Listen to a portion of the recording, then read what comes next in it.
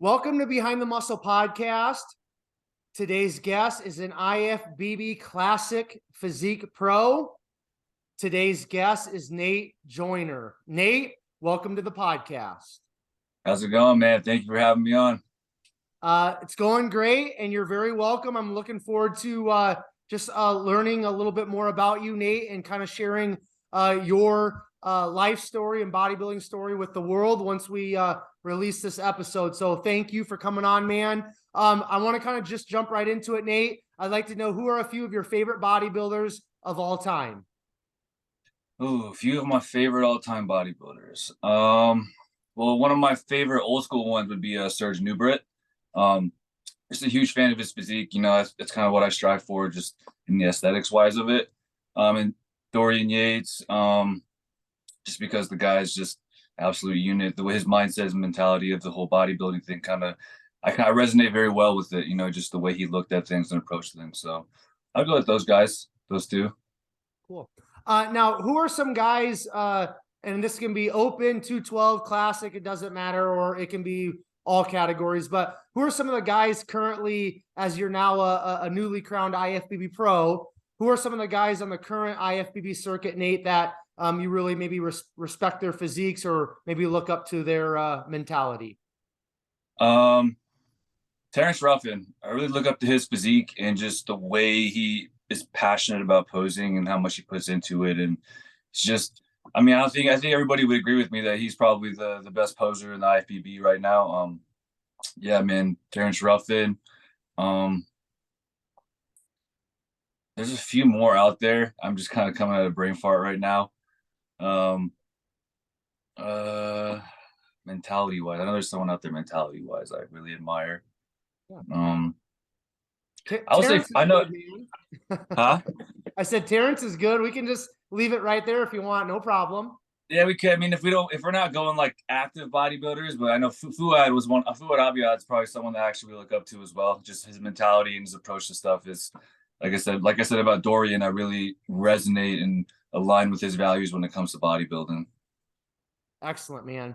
Okay, Nate, why don't you let us know at what age you started lifting weights and why you started lifting weights at that specific age? Man, I got into lifting weights really, really young. My dad got into it as, I can't remember what age. It had to be probably like around 10 years old, 9 years old. He got into bodybuilding for a little bit and he ended up buying like an all-in-one weight set with like an incline bench, flat bench, had a lat pull down on it, like leg extensions and like a little curl bar. Ended up putting in my room. And I just started working out because it was in my room and I'd work out every day, just kind of doing whatever. Obviously had no idea what I was doing because I was probably like 9, 10 years old. So yeah, that's when I started getting into it. All right, cool, man. It's always, interesting for me to hear some of the athletes that come on in terms of, maybe their mom or their dad, did some sort of bodybuilding, or at least they kind of went to the gym. So that's kind of cool to have that influence in your life at that young of an age. Now, I want to kind of transition, Nate, then at this point into kind of more of your childhood and your upbringing. It's kind of a fun part of the podcast in terms of just really getting to know you athletes and who you are at this point is a big factor in your childhood and your upbringing. So talk a little bit about more in depth, like your upbringing. Where did you grow up? What was life like for you, Nate, when you were younger? Were you involved in sports? Like, just talk a little bit about what things look like for you in those younger years. Yeah, man, for sure.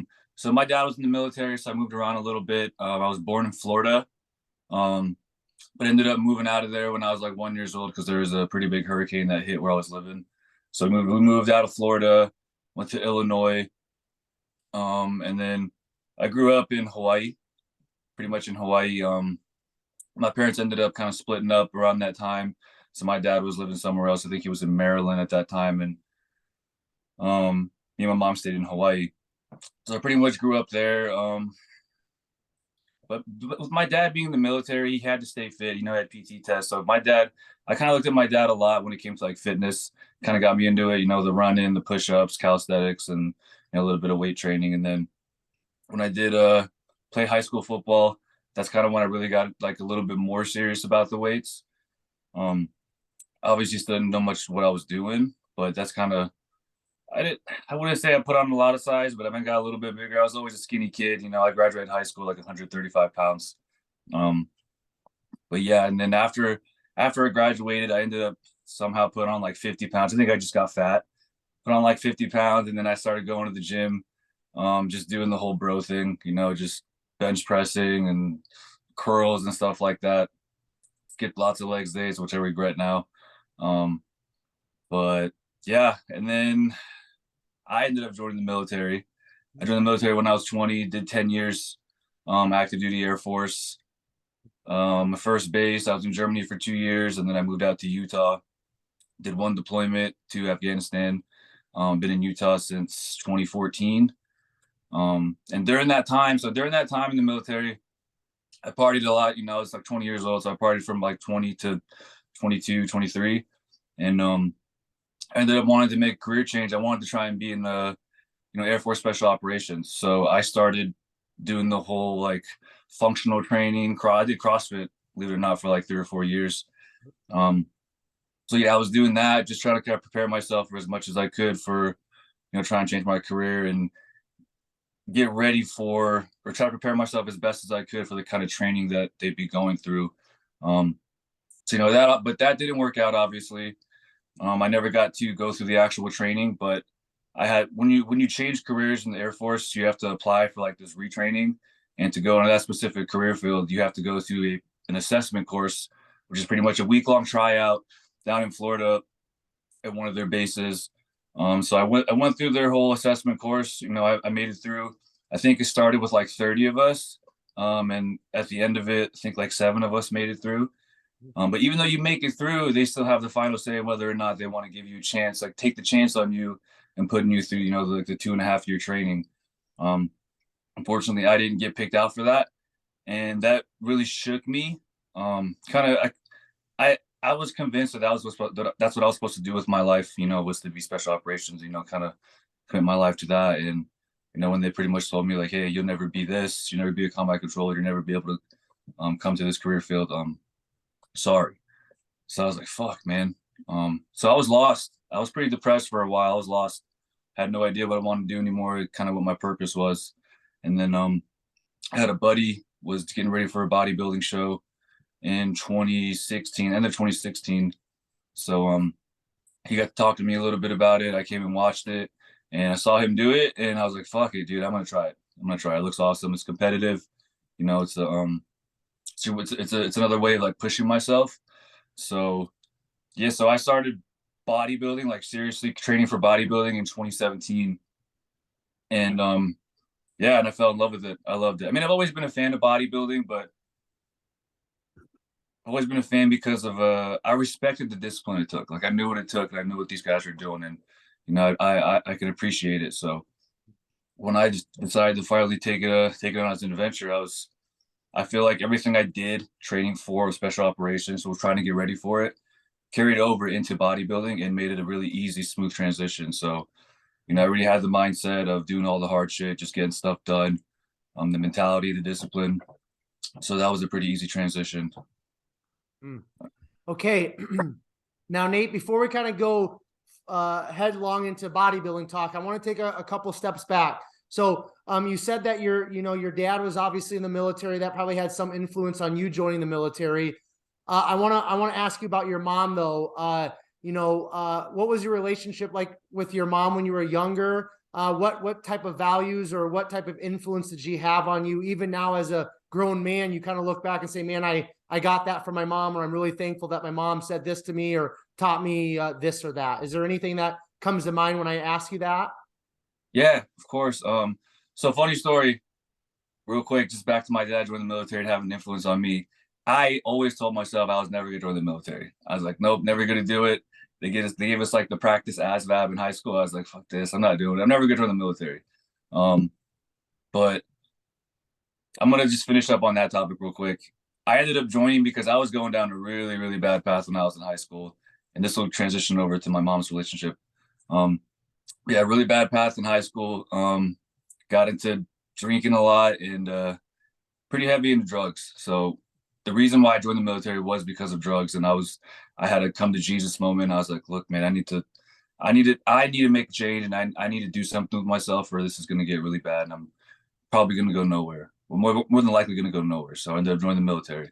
But at that time, during that time, my mom's relationship with me, or our relationship, was very, very, very rough. It was bad. We did not get along. I was just a rebellious kid. Um, she tried her best to kind of get me on the right path, but I just was not having it. I was like, nope, not gonna do it. Just did whatever I wanted, doing the bad stuff. So yeah, she ended up kicking me out the house a few times. And but before that, prior to that, you asked how like our relationship was growing up, how what kind of values she instilled in me. My she comes from the Philippines, from a third world country. So, she comes from nothing, pretty much. She was just poor her whole life. So she knows I think she had seven brothers and sisters. So she knows the whole struggle of working hard, earning what you got, earning what you want. Like I said, just working hard. Really great person, instilled lots of values to me. Mostly how to treat women, just treat people in general, and just working hard. So now she's actually living in Hawaii right now. She's doing really well for herself. She's actually gonna retire here probably in like 3 or 4 years. But yeah, when I was in high school, man, we did not get along. It was bad. But I look back at everything she did for me during that time. It's like she never gave up on me. She tried her best, but after a certain point, I was just almost a lost cause. But I ended up turning around, and yeah, I'm very grateful and thankful for her that she never gave up on me, and she still to this day helps me out as much as she can. Hmm. Excellent, man. Now, one thing I do want to touch on before we kind of get out of the childhood talk. Now, you brought up, you got into the partying and the drugs and just very rebellious. Do you feel like that was just because of the lack of your dad or a strong male influence in your life? Was that why you rebelled, or was there some other things that were going on to kind of cause that? I guess honestly I could say that is partially some of it. I didn't have during that time he wasn't around because they were split. So I mean I didn't have, like you said, I didn't have that strong male influence, and I got sucked into that whole like party, like gang life type thing. I guess you could say. It was just very attractive as a young kid, seeing what they did, and getting all the girls and having fun and partying and doing this and that. So it was just very appealing as a 16, 17-year-old kid, and yeah, and it just went downhill. Okay. Okay. Now, also, I want to get into a little bit more of the military talk in terms of you wanting to get into the special forces within the Air Force. Okay. And then you said you made it through kind of the initial training. There was like 7 of you left out of 30, which, that's pretty impressive. And then for whatever reason, they decided that they weren't going to go with you to kind of go on to the next selection process or whatever. So, and you said that crushed you. So in that moment in your life, I mean, you were already in the military, you had a career, you had, money to pay the bills and things like that. But, like, what were some of the thoughts that you had in that moment? Because, it is really tough, Nate, when you kind of put all of your chips in one bucket, so to speak. You go all in and it doesn't work out. So somebody might be listening to this. Maybe they're in the military, or maybe they're trying to, start their own business, whatever it might be, or maybe it's even bodybuilding related, going all in and things just haven't worked out. What were your initial thoughts, and how did you kind of gather yourself and collect yourself to kind of continue to move forward in a positive direction at that point in your life? So my initial thoughts when they first told me, I didn't want to believe it. In the back of my head, I still had like some crazy thought of like, no, they'll probably still let me in. They'll give me another shot, this and that. And I finally came to the realization that wasn't going to happen. So, I was in a pretty big funk for 4 or 5, 6 months. And that was probably the first time I've actually been like depressed, and it was hard, man. Like you don't know what to do with your life anymore. Like I said, I just felt like I was a wandering soul on this earth with no purpose. So days were hard. No motivation, didn't want to train, didn't want to do anything. So I ended up getting a dog. That really helped out a lot. I did a lot of stuff with my dog, especially here in Utah. There's a lot of outdoorsy things you can do, hiking, stuff like that. So I had spent a lot of time with him, you know, doing a lot of stuff with him. But like I think the best advice I can give for stuff like that is, you know, just keep pushing through, keep trying to get through every single day. I mean, you might not figure it out or like figure out what you want to do next very soon, but you know, just keep pushing through every single day. Get up, keep that normalcy of your routine. That's really going to help carry you through the day and just try to make life a little bit better. Yeah. Love it, man.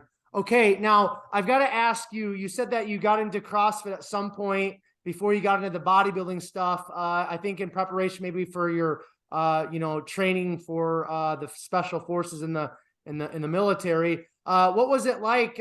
You said you did it like for 3 or 4 years. What was CrossFit like? I've dabbled in it a little bit myself. It's a very interesting, unique world to say the least. But what was your experience with CrossFit? Did you enjoy it? Did you have fun? You feel like it really helped your fitness? And just touch on that for a quick minute, Nate, please. Yeah, I really enjoyed it. I really loved it. You know, CrossFit gets a bad rap from bodybuilders. I understand why, but you know, it's a good way to push yourself. And there's different ways. I always tell people there's different ways to do CrossFit. You know, you have the CrossFit where you can just like sign up for a gym and go to like the 45-minute class, or you know, you can do like periodization stuff where you have like a strength training phase, a cardio phase, and stuff like that. So you know, I really fell in love with like the weightlifting part of it, like the Olympic lifting of CrossFit. You know, like the clean and jerks and the snatch. You know, because I was still, you know, moving heavy weight, you know, squatting, benching, deadlifting, all that. So it was really fun.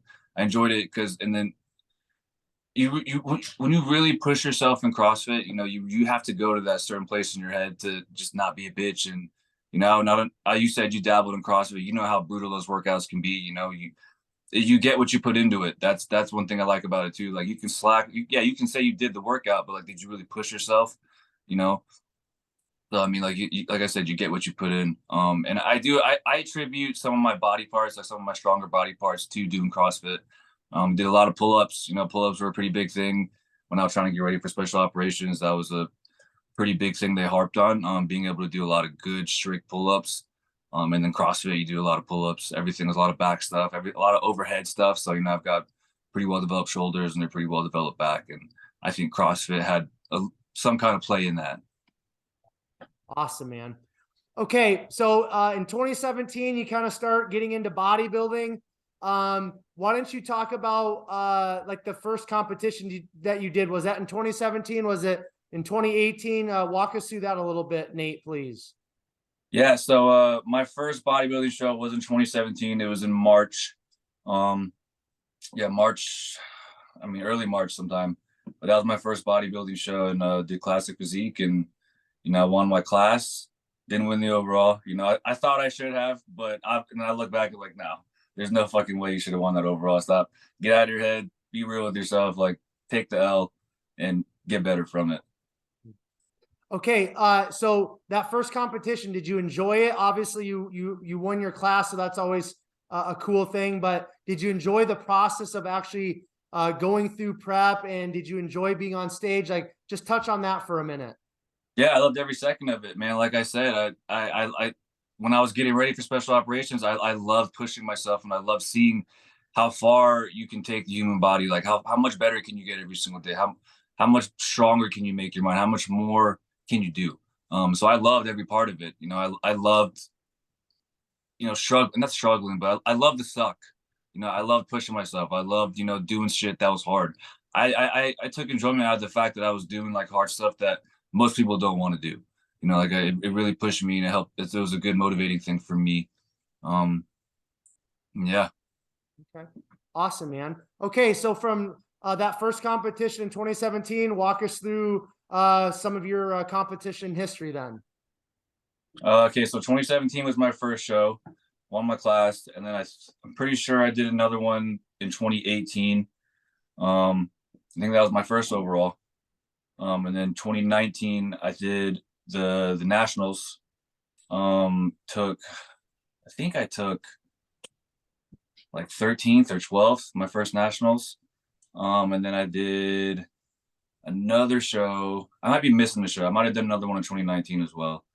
But after nationals, I did another local show, another regional show, won that overall. And then I did I did NPC USA's in 2020 when it was in Arizona because of COVID. So I did that. That was, I think I took 7th or 8th. And then after USA's, took probably like a year, a little over a year off, just try to grow and get big, put on some more size, because that was my biggest flaw, was I needed a little bit more size, get close to my weight cap.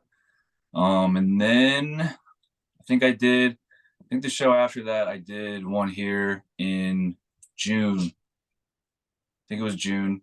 And then after that, yeah, it was June. Then I did Universe in, I think it was June as well, end of June. Did Universe, took fourth at Universe, and then 4 weeks later did USA's and finally got the pro card, got the overall at USA's. Okay. Awesome, man. Okay. So now I want to ask, when you initially started competing, as an athlete, as a classic physique athlete, Nate, did you have a coach from the get-go, or did you try to figure things out on your own? Like, talk a little bit about that for a second. Okay, yeah. So my first coach was they weren't anybody like top notch or like in like super known in the industry. It was kind of just like a friend.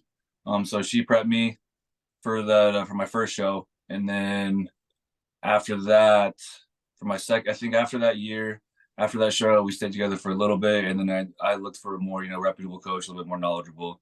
So I was with Justin Dees for I think like 2 or 3 years. I was with Justin Dees for like 2 or 3 years. After nationals, I ended up looking for a new coach, and then I worked with AJ Sims for my first USA's.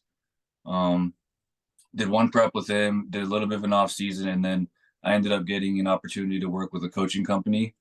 And one of the stipulations to work with that company was like I had to get coached by the head coach of that company. So I had to leave AJ Sims. I mean, I loved working with AJ, nothing but great things to say about him. He was great. He was awesome. Same thing with Justin Dees, super knowledgeable, great coach, really good friend of mine now. So I worked with that. I worked with Jeff later. It was later fitness was like the coaching company. So I worked with Jeff later, did an off season with him. And then I ended up parting ways with the company. So I went and got my new coach, and my current coach right now is Ariel. So Cutz. Okay. Now, do you feel like that is, if somebody's getting into competing, whether that's, open or classic physique, or even men's physique, whatever division, male or female, do you feel like it's important, Nate, for somebody that wants to get into competing and really take it serious? Is it important from the get-go to get a coach, or is it okay to maybe try to figure things out on your own in the beginning, just to kind of learn your body? Like, what's kind of your perspective? Obviously, you just said what you did, but that doesn't always necessarily mean that's what you recommend now. So what would you kind of recommend if somebody is seriously wanting to get into competing? Coach right away, or wait for a little bit? So if they want to seriously get into competing and take this serious, I would highly recommend getting a coach. Obviously you're not going to really know much. You're not going to know everything. The coach will just take the guesswork out for you, and it'll expedite the process. Instead of doing the whole trial and error, you might waste time without a coach. Trying to learn your body, which is nothing wrong with that. I highly encourage it. Try to figure out your own body. But if you want to take it seriously, I highly recommend getting a coach. And then you obviously learn and soak up everything from your coach. So highly recommend getting a coach. Okay. Love that, man. Now, why Cutz? I've had several other athletes on the podcast that have Cutz as their coach, and they've spoken very highly of him. I think a lot of what they've said is, he gets his athletes in excellent conditioning. Was that kind of the appeal to you when you were looking for your next coach? Yeah, that was one of them. So Cutz was somebody he was one of the coaches that I knew about when I first started. I've always wanted to work with him. And he's also Filipino. I'm half Filipino, so that kind of drew me to him too. But yeah, I wanted to work with him ever since I started bodybuilding. I just never had the chance. Like, things never worked out. I almost did when I got with AJ Sims. It was between AJ or Ariel, and I ended up going with AJ Sims. But like I said, nothing but good things to say about AJ Sims. Great guy, super knowledgeable. But yeah, I loved the way he approached things with me. I think the way he coached and the way the methods he did and what he did worked best for my body. I feel like the smoothest preps I had was with Ariel. Um, and yeah, he's got a recipe, man. He's got a proven track record. This guy knows he knows what he's doing. He can get you in shape. He can get you looking your best. And yeah, like I said, he knows my body very well. I think I respond very well to the things he does. So love him. Super knowledgeable, great guy. Great, man.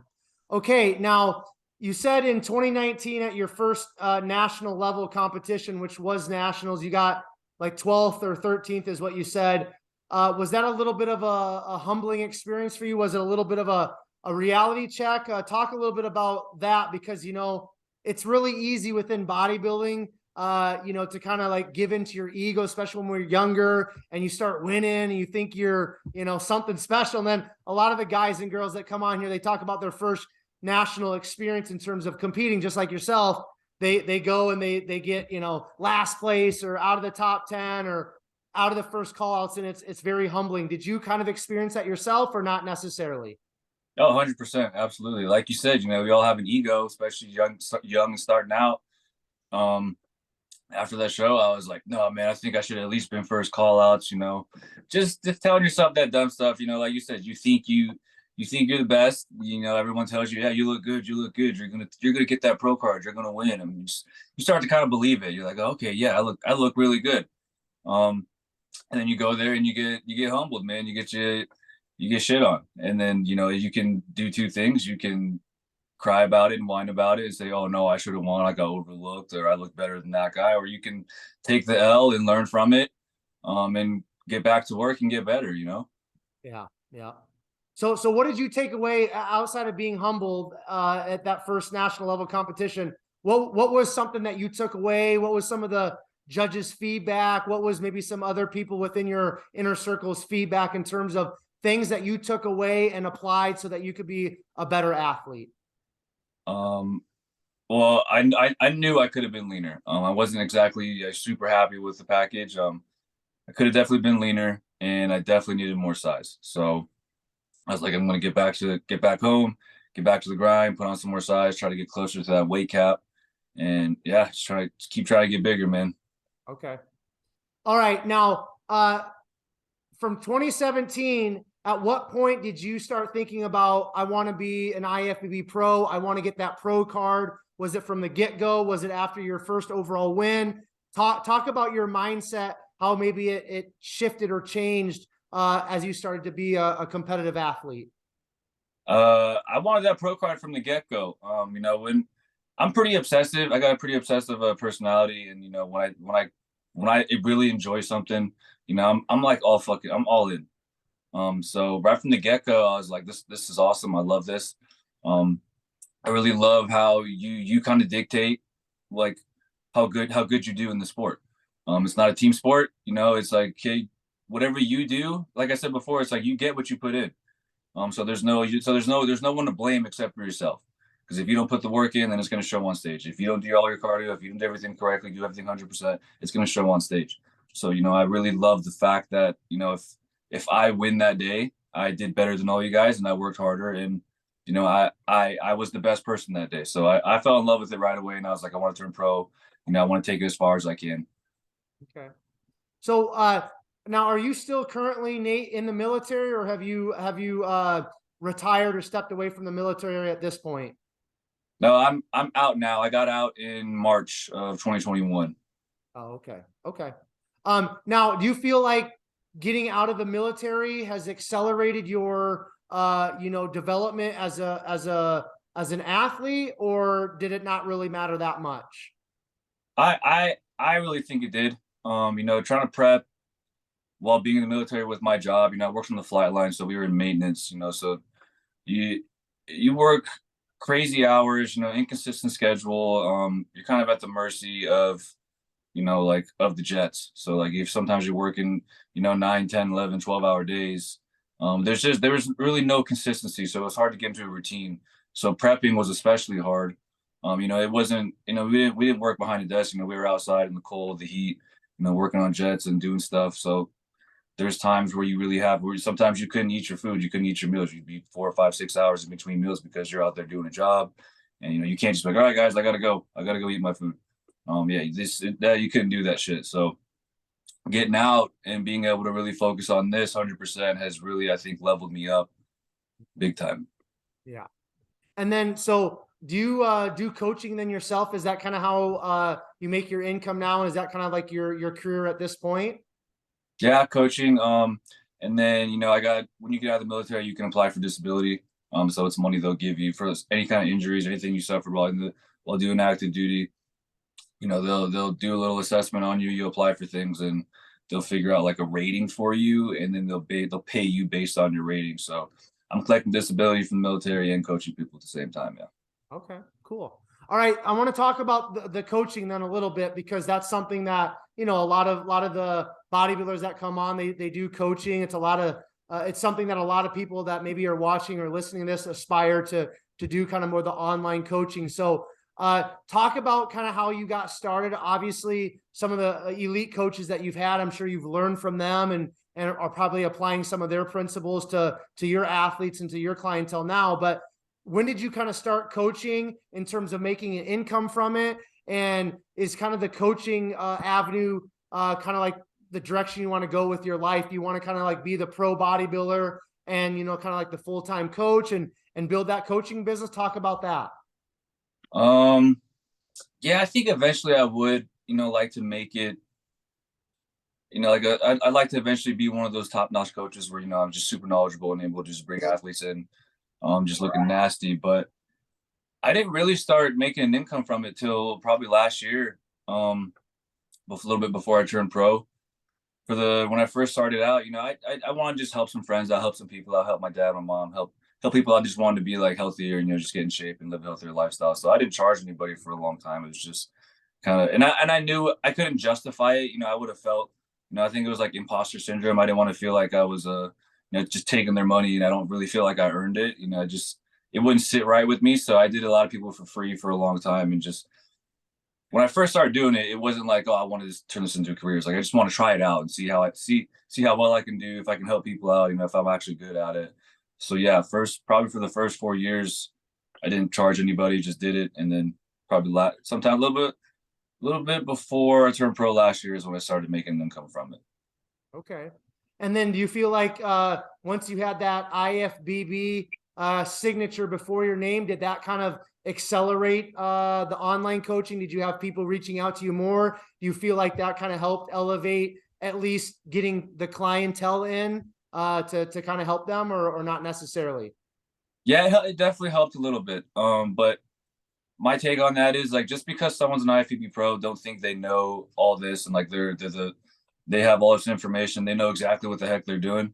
I think it's good to know that, you know, if you want to hire a coach and that to coach you in bodybuilding, I think it's good to know that they've done it themselves and they've gone through it, so they know kind of what to expect. But, you know, a lot of people think that, like, oh, this person has IFBB Pro in front of their name, like these guys must know everything.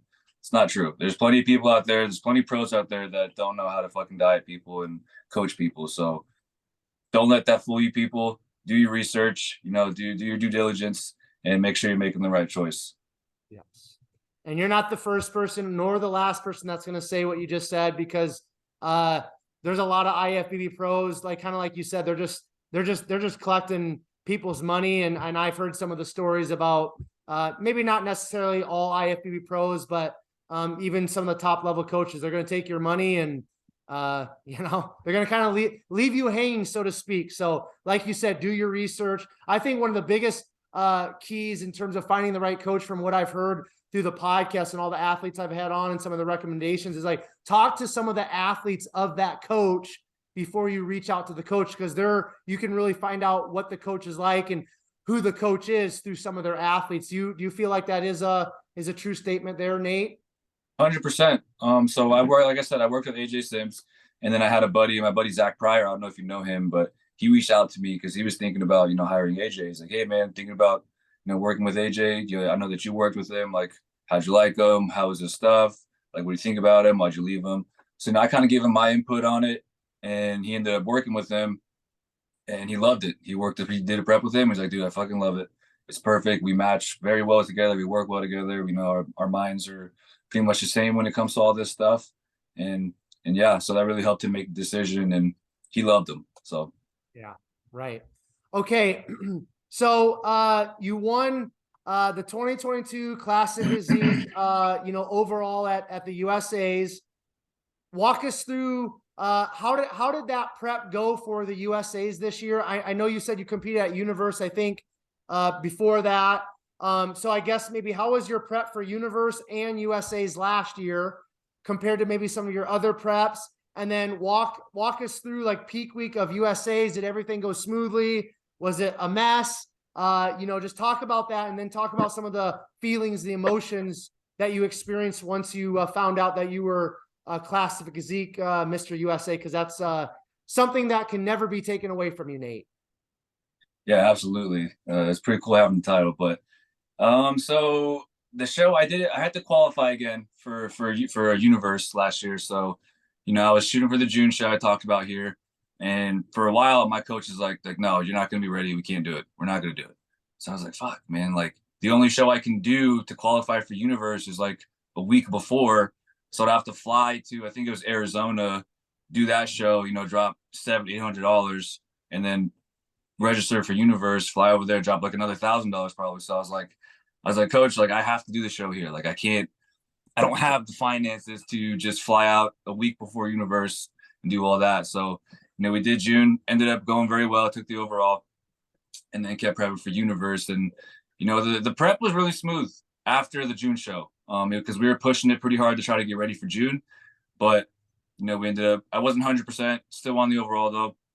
Still turned out how we wanted. So after that, you know, being relatively lean already and kind of doing your peak week, having your body in a pretty good spot, prepping for Universe, you know, was a little bit easier because I was able to eat more food, you know, stay a little bit fuller. I wasn't suffering as much. So that prep went pretty smooth. And then we did Universe and at prejudging. So that was a good, I think Universe was probably one of the most stacked national shows last year. There was a lot of good people there, a lot of good competitors, and I think that top 7 or top 8 I was in, you know, those guys all just absolute studs. You know, everybody looked great. I was like, holy shit, this is a really good, you know, first call out. Excuse me. But yeah, prejudging, it looked like I was going to be in second, you know, because like you'll have the guy in the center, and then third place would be like to the right of him, and then second place would be to the left. So, you know, I was left of the guy in the center, you know, all of prejudging. So we got off, and then everybody, my coach, everybody was like, you know, I don't want to get your hopes up, but it's looking pretty good. You might get second. So I was like, okay, awesome. Hell yeah. So I was pretty happy, but, you know, obviously I'm not going to be like, oh, it's over. I got second place. You know, I got it. I got my pro card, this and that. I was like, nope, not going to tell myself, not going to accept it. Not going to be like, oh, I got it in the bag. So I came back in finals, and we did our routines. Top 5 did the routines. And, you know, we're about to come back out for the awards. And then after the last person did their routine, they were like, hold on. Don't go out there. They want to rejudge it. I was like, oh man. As soon as they said that, I was like, well, I know I didn't get second anymore. I'm probably going to drop down. So they rejudged it. I ended up getting moved around a lot. And then fast forward to the awards, I ended up getting 4th. So ended up getting 4th. You know, I was really, really, really upset about that. I'm almost a little ashamed of how I acted and how I handled it in my head. You know, I didn't like throw a fit and like start swearing at people and like say, fuck this, fuck that. You know, I should have won. I was just like in my head, I was like, I didn't handle it as well as I wanted to. So, you know, I took a few days to just kind of recoup from that and, you know, get my shit together, and then ended up just keep prepping we ended up pushing through and prepping for USA's. I didn't want to do it at first. I was like, I don't want to prep anymore. I'm kind of done. But then my coach was like, no, you should absolutely do USA's. You're going to get better. I promise you. Like, trust me, do USA's. So got back to the drawing board, went back home, kept prepping for USA's. And I ended up going, so USA's is in Vegas. I live in Utah. So it's like a 7-hour drive. So me and my buddy Brock Jenkins, who actually turned pro at USA's as well, you know, he did Universe too, and we have the same coach. So we're like, hey, we're going to go out 2 weeks early. We stayed at our buddy's house, JR. He's also a pro, men's physique, and also coached by Cutz. So we went out 2 weeks early, you know, so like a training camp, you know, like a little mini camp thing. Went out 2 weeks early, stayed with him, you know, just focused on straight bodybuilding. That's it. You know, eat, sleep, train, repeat. That's all we did. So did that. And I just want to say, I think that really made a huge difference in my prep and how everything like turned out, was being able to just focus strictly on the prep and on bodybuilding, no distractions, nothing. So yeah, did that. That went pretty smooth. You know, the rest of USA's prep was really smooth. I was already in a good spot. Didn't have to really get any leaner, but we got better just because the body was in a good spot, very responsive, so we can eat more food, get a little bit fuller, you know, just sharpen up and tighten up a little bit more. And then yeah, did USA's, and luckily for me, it was a 2-day show. So it was like prejudging was on Friday and then finals was on Saturday, which worked out very well for me because I always do decent. I always do well at prejudging and fade quite a bit into finals. So I'm always better at prejudging. Finals I can never, you know, maintain it. So it worked well that it was a 2-day show thing. But yeah, prejudging, you know, we did the whole call outs, the whole lineup thing, and I didn't even know I was in the center at first. I was just so focused on, you know, just posing and doing everything they asked. So I got off, and then I don't know if you know Goob. Everybody knows Goob, right? Yeah, Yeah. I've come across him, of course. So yeah, I saw Goob when I walked off, and he was like, "Oh, dude, congratulations, man! You look great." I was like, "Thanks." He's like, "Yeah, you're in the center, right?" I was like, "I don't know, was I?" He's like, "I was like, I'm pretty sure you're split center." I was like, "Holy shit!" I was like, I had no idea, didn't even know. So yeah, he told me that, and my wife told me, and then I was pretty happy. You know, I was excited. Okay, cool, but it's not over. Obviously, it's not over. It could be a repeat of universe. So, you know, I had that thought in the back of my head the whole time. So I was like, don't settle. You know, don't let off the gas now. You know, stay focused, stay locked in. You still have one more day. So and then, you know, come back the next day, do our routines and all that stuff, and yeah, and then we did the whole. They did the awards for my class. You know, took my class. Super excited. It was like a weight lifted off my shoulder. Super happy about that. And then did the overall. And the overall was awesome, man. You know, like I said, like you said, it's a title that nobody can take from you. And you know, when they called my name for the overall winner, it was just, man, I lost it. It's pure raw emotion, man. As it was like a giant weight lifted off my shoulder. It's like a relief. You know, it was more relief than happiness, if anything. So yeah, it's awesome, man. And so when I did the first USA's in 2020, I told myself, you know, I wanted to turn pro at USA's. It was just a prestigious show. I loved it. It's awesome. I wanted to turn pro at USA's, and I wanted to win the overall. That was just the goal I had in my head. Never really told anybody. And then, yeah, ended up coming to fruition, man. I'm probably taking fourth at Universe is the best thing that ever happened to me because I ended up winning the overall 4 weeks later at USA's. Very cool, man. Now, what was it like, you know, once you get that title, you get your pro card, you win the overall, which is obviously kind of like the icing on top. What was the aftermath like? I mean, did you have a lot of you know, people reaching out to you through like Instagram, social media to congratulate you? Were there some surprises? I mean, did Terrence or anybody like that send you a DM or comment on anything? Like, talk a little bit about maybe some of the aftermath of winning that title, Nate. Man, it was awesome. It was super cool. Everybody was super nice. Everybody just showed a lot of love, man. Like, and I think I always tell people like people love my look, like my mustache and my mullet, like my hair, more than my physique. You know, everyone's like, "Oh, dude, like love your hair, love the mustache." Like, we love the look. So, you know, that I feel like that got me a lot more love than anything, was just the look. People loved it. So, you know, afterwards, you know, like I said, everybody showed a lot of love. Everybody in the audience, all the fans out there. So that was cool. But Terrence Ruffin didn't reach out. That would have been cool. I got to talk to Breon for a little bit afterwards because he was one of the guys that was presenting the award for the overall. So I talked to him for a little bit. Super awesome guy, man. Humble.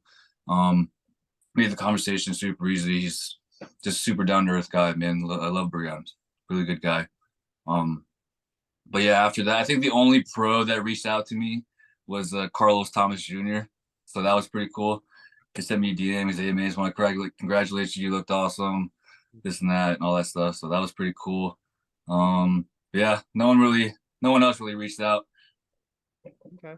Carlos has been on the podcast a couple of times, and he's just, you can just tell he's a really down to earth guy. And I mean, Yeah. talk about a physique, man. Like, it's like he's making his pro debut at the New York Pro in May this year, and I'm excited to see that. But you know, it's always cool, man. Like you said with Breon, you know, I've watched some of his YouTube stuff. He seems like a pretty you know, pretty cool, chill guy. But, you know, there's something to be said about somebody who has a great physique, but then they also have a great heart about them, or they have like a great, you know, just perspective on life. Cause a lot of times I think bodybuilders and bodybuilding gets a bad rap, just kind of like what we mentioned about CrossFit earlier. A lot of people just don't even want to be around bodybuilders, even at the gym, because, you know, a lot of times bodybuilders, let's just be straight about it, can be douchebags, or they can just be cocky and arrogant. So it's great to have that physique, but I think it's even greater to be just an excellent human being, right?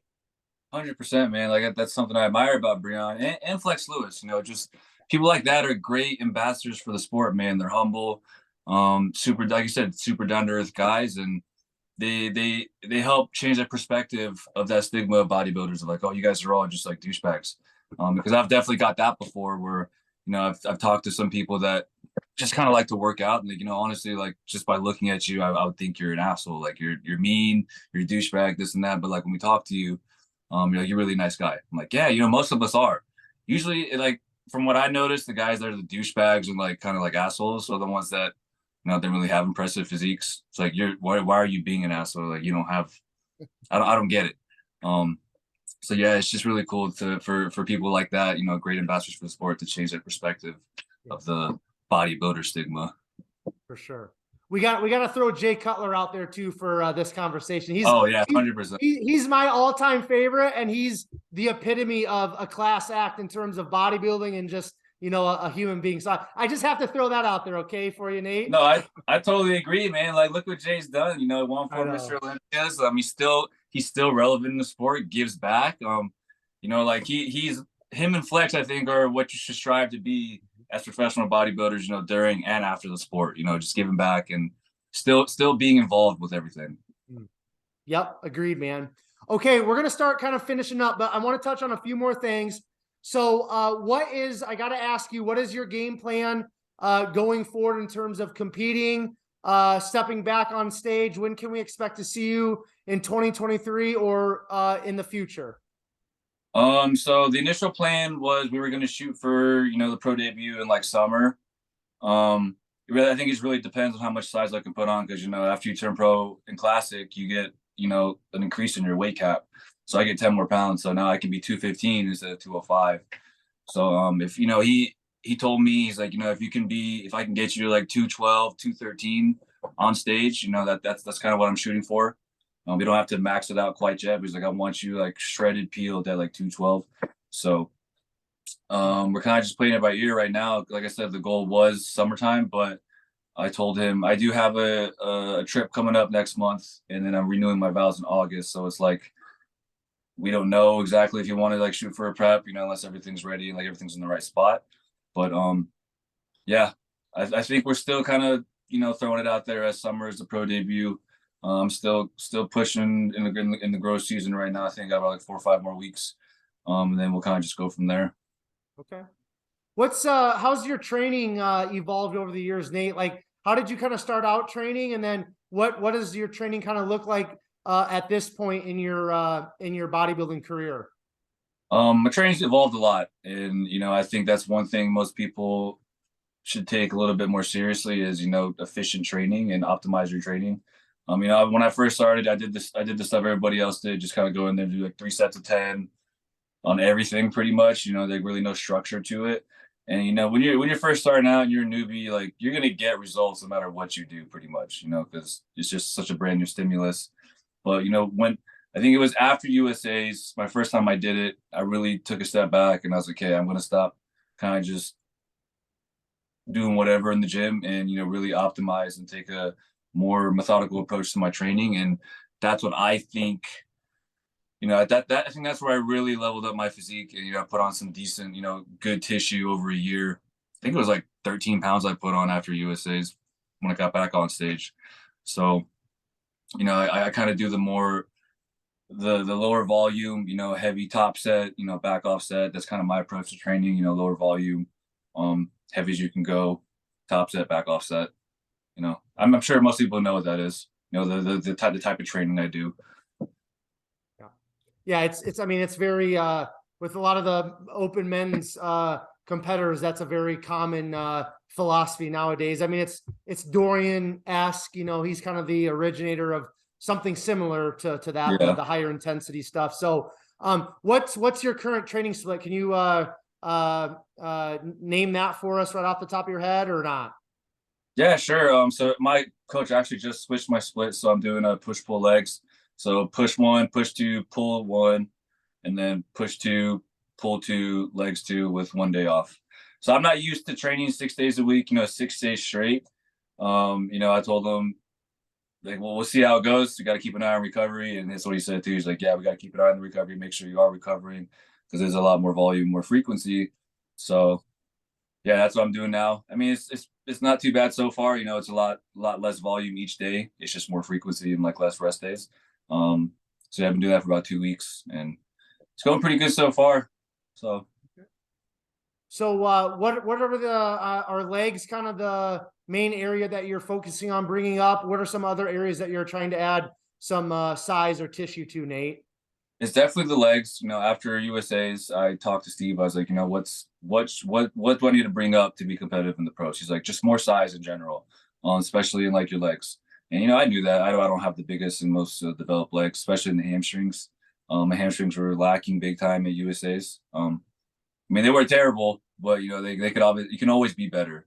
So my focus has been just bigger legs, specifically hamstrings, and bigger arms. So tricep mostly. Excellent, man. Okay. Last couple things. How far do you want to take the competitive bodybuilding pursuit? I mean, are you eyes on a Olympia at some point? Do you want to be like in first callouts? Just get to the Olympia, just win a pro show? Like what's your goal in the back of your mind right now in terms of competing? I want to take it as far as I can go. I'm like I said before, I'm all in when it comes to stuff like this. I'm very passionate about this. I'm all in with bodybuilding, and I want to take it as far as I can go. I want to qualify for the O. So short term goal, I kind of break my goals up into like tiers. Short term goal, win a pro show, qualify for the O, just get to the O, and then first call outs. And I just want to step on stage and be first call outs and stand next to like the greats right now before they retire, like Siva, Terrence, Urs, all those guys. I want to just see how I stack up, and be in that first call out with them.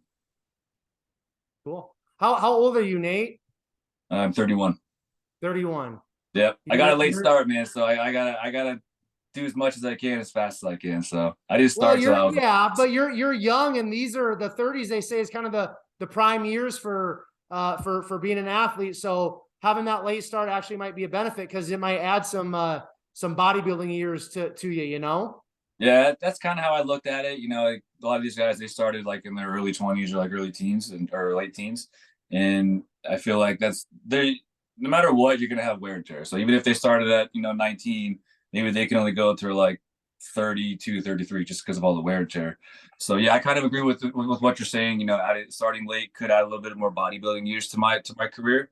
So yeah, I agree with the whole 30s being the prime of your life type thing too. And yeah, I can agree with that. I think 30s are like your prime as opposed to, I used to think it was 20s, but I do think it's like your 30s for sure. Yeah. I mean, at least for sure, I think in terms of development for your physique as a competitive bodybuilder. Okay, kind of the last thing I want to touch on. I saw, I think it's the second post on your Instagram. When you pull up your Instagram, you had something on there titled or talking about active cupping. What's that all about? Ooh. So when I was prepping for that June show last year, I ended up straining my lower back, like my QL, when I was doing some hack squats. And that really it was pretty bad. I couldn't really do much with it. But I was like, dude, I've got like 2 shows coming up. I'm just gonna push through it. There's no way I'm pulling out of them, too close. So I kind of pushed through it, and my QL, like my lower back, got better. But I think since like when I injured it, your QL has a lot to do with like the bracing of your core and stuff like that. So when I was injured and I couldn't do it, all the other stuff, all the other supporter muscles were trying to take over and overcompensate. So I ended up developing it's called piriformis syndrome. So I didn't know what it was for a long time, but it's very similar to sciatica.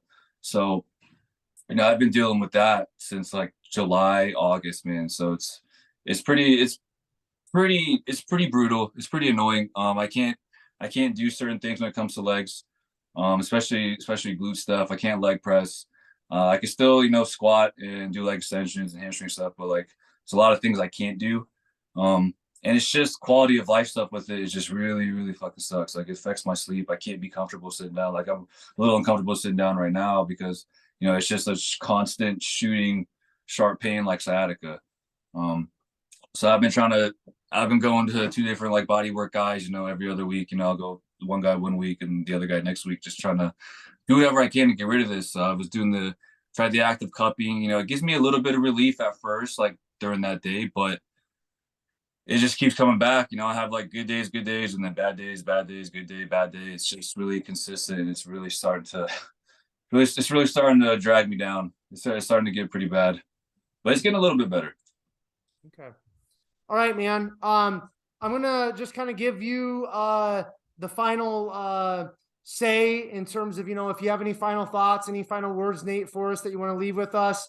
Why don't you also give us your Instagram if somebody wants to connect with you in terms of any coaching or anything like that? Is Instagram the best way to find you? And then any shout outs, anything like that, man. I'm going to turn it over to you. Any final thoughts, any final words? Give us your Instagram shout outs, and then I'll end us with a quick outro, and that'll be it. So platform's yours, Nate. Cool, man. So I'll just go ahead and do the shout out now. Like my Instagram is NateyJ27. So NATEYJ27. If you want to just shoot me a DM, shoot the shit, or you want to inquire about coaching, just hit me up on there.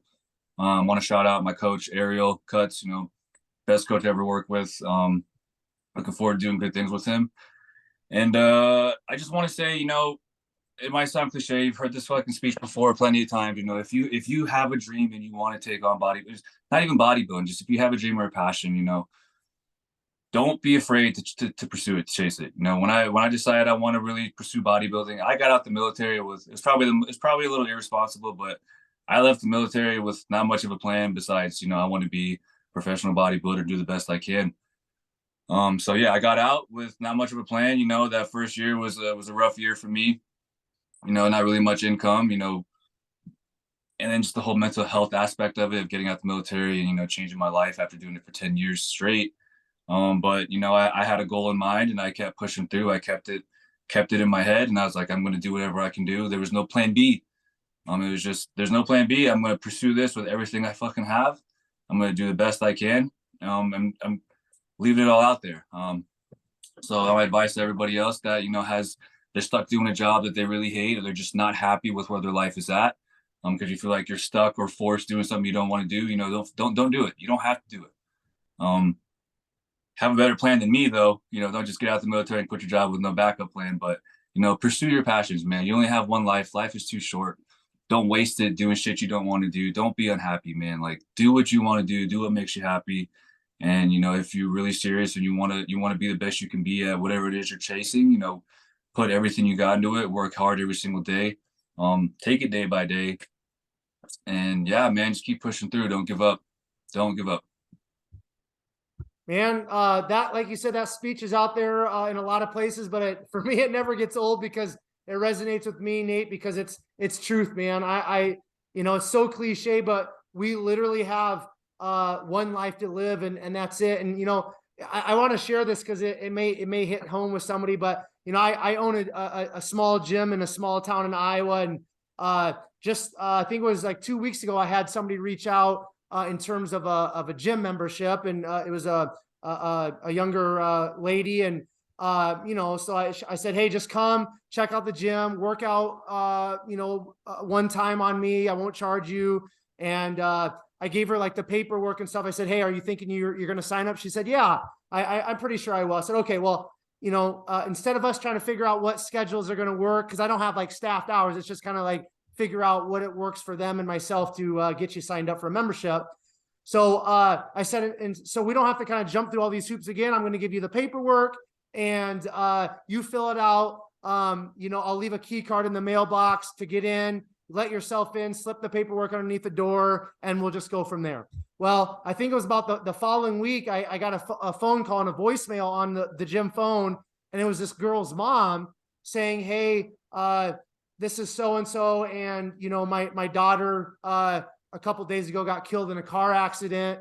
And I think she has a membership at your gym. And, you know, I just wanted to communicate with you and make sure that we get that taken care of. So I mean, because I see a lot of people, and talk to a lot of people, and with the podcasting, there's always stuff going on. So I couldn't remember, like, I didn't recognize the name because, you know, she had just stopped by one time. But after I talked to the mom, she said, well, she had this paperwork in her room when we were going through the stuff in her room. She had it all filled out. And, you know, I just wanted to make sure that, you know, when you submitted the auto withdrawal, that it didn't bounce or something because the account was shut down. And so when she started explaining that, I knew exactly who the girl was. And I was like, dude, like, I literally like just saw her 3 days ago. And then the details kind of came out. She, some way, somehow she pulled out in front of a semi. The semi obviously hit her, but she was on the phone with 911. So she obviously was still alive at that point and coherent.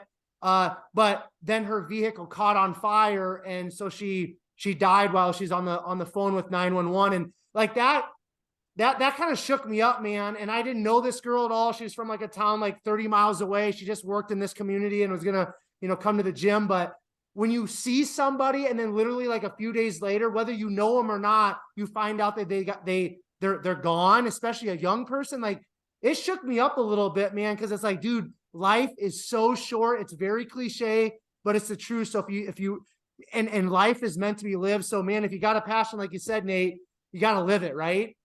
100%, man. And that's very unfortunate what happened to that girl. Like you said, that's, you just saw them and then like finding out they died shortly after. It's very like, it's real, man. Like, it's raw. It's like, holy shit. Like, yeah, you didn't know them, but like you said, it makes you realize, you know, you're not promised tomorrow, man. Like, life is short. Don't waste it being unhappy, you know, do the things you want. You never know. And that's a perfect example right there. That's very unfortunate. I'm sorry to hear that. But yeah. I mean, it didn't, you know, it's not anything in terms of like a close family, but man, it's just like you said, when we're all human beings at the end of the day, man, and life is short and precious. So we gotta take advantage of the time that we have. So Nate, we're going to end it right there, man. Thank you so much for coming on, sharing a little bit of your life story, your bodybuilding story with us, man. Looking forward to kind of seeing you back on stage, hopefully later this year. Maybe we can get you on after your pro debut and kind of talk some chop at that point, if that's okay with you. Absolutely, man. Like I said before, thank you for having me on. Very grateful, very appreciative. And yeah, we could definitely chop it up after the pro debut and talk some more. Cool. All right. All of you who are tuning in to another episode of Behind the Muscle podcast, I just want to say thank you so very much. If you guys have not done so already, make sure you hit that subscribe button on YouTube in regards to Behind the Muscle podcast. And then also, please take this episode with Nate, share it on your Instagram stories. Make sure you tag Nate, tag Behind the Muscle podcast, so that we know that you listened specifically to this episode and found great value in it, in which I know you did. And then, per the usual, I will leave you all with this. Remember, behind the muscle, there's always a story. We'll catch you guys later.